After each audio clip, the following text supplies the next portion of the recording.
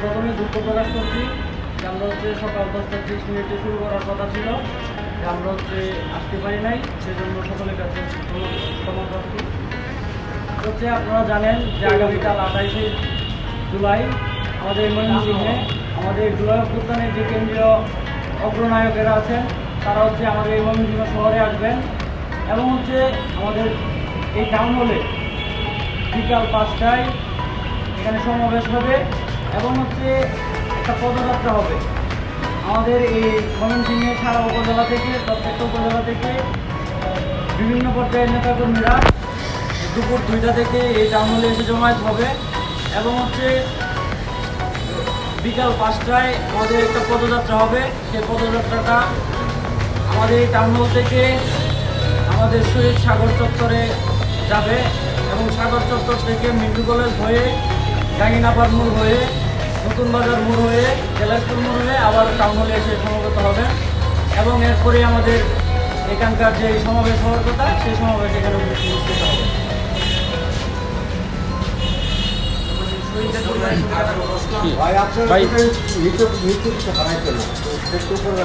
আচ্ছা, এই যে পদযাত্রার রুটম্যাপটা সম্পর্কে বলেন, কোন জায়গা থেকে আসবে, কিভাবে করে, তারপরে কোথায় যাবে, আবার এটা সম্পর্কে একটু বলেন।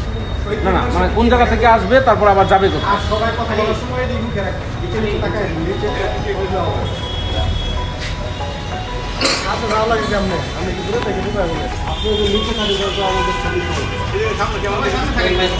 শহীদ পরিবারের সাথে দেখা করবে।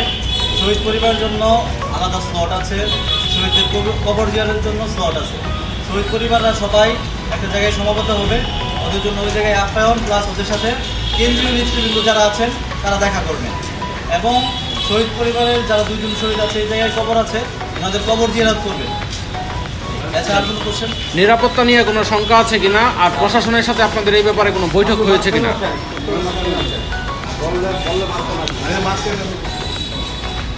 প্রশাসনের সাথে ইতিমধ্যে আমাদের দফায় দফায় কথা হয়েছে এবং তারা নিশ্চিত করেছেন যে তারা সর্বোচ্চ নিরাপত্তা দেবেন এবং আমরা প্রত্যাশা রাখি যে ময়মনসিংহে আমরা প্রশাসনের সর্বোচ্চ সাপোর্ট পাবো এবং আন্দোলনের সময়ও আপনারা দেখেছেন যে ময়মনসিংহের প্রশাসন আমাদের সাথে খুবই সুন্দরভাবেই যোগাযোগ রেখেছিল এবং আমাদের ময়মনসিংহ সারা বাংলাদেশের নেই কোনো রকম বিশৃঙ্খলা হয়নি।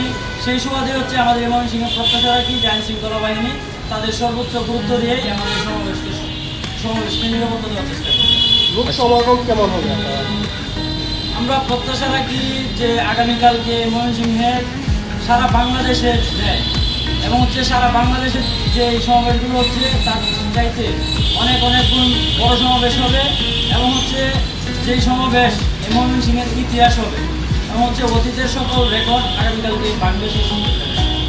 আচ্ছা, অতীতে আমরা দেখেছি আপনাদের বিভিন্ন প্রোগ্রামে 2-3টা জায়গায় গন্ডগোল হয়েছিল, তো সেই সব জায়গায় অন্যান্য রাজনৈতিক দল তারা বলেছিল যে উস্কানিমূলক বক্তব্য দিয়েছেন, এই কারণে মঞ্চ ভাঙচুর হয়েছে। যাই হোক, ময়মনসিংহে এমনটা হয় নাই, কিন্তু প্রশাসনের পক্ষ থেকে আগামীকালকে যে আপনাদের নেতারা বক্তব্য দিবে এটার উপর কোনো রেস্ট্রিকশন আছে কিনা, যে এই বক্তব্য দেওয়া যাবে, এটা দেওয়া যাবে না, বা এই রাজনৈতিক দলের বিরুদ্ধে কোনো কিছু বলা যাবে না, এরকম কিছু আছে কিনা? আসলে আমরা বাংলাদেশের জুলাই অভ্যুত্থানের পরে নতুন এক রাজনৈতিক বাস্তবতায় আমরা রাজনীতি শুরু করেছি। এখানে আসলে আমরা কোনো প্রশাসনের কথা শুনে রাজনীতি করি না এবং কোনো প্রশাসন যদি আমাদেরকে কোনো রেস্ট্রিকশন দিয়েও দেয় সেটা আমরা শুনতে বাধ্য না এবং আমরা আমাদের যে রাজনৈতিক ধারা এবং আমাদের যে নেতৃবৃন্দ তারা তাদের যে রাজনৈতিক বক্তব্য সেটা দিবে, কারো কথাই আমাদের রাজনৈতিক বক্তব্য চেঞ্জ হবে না।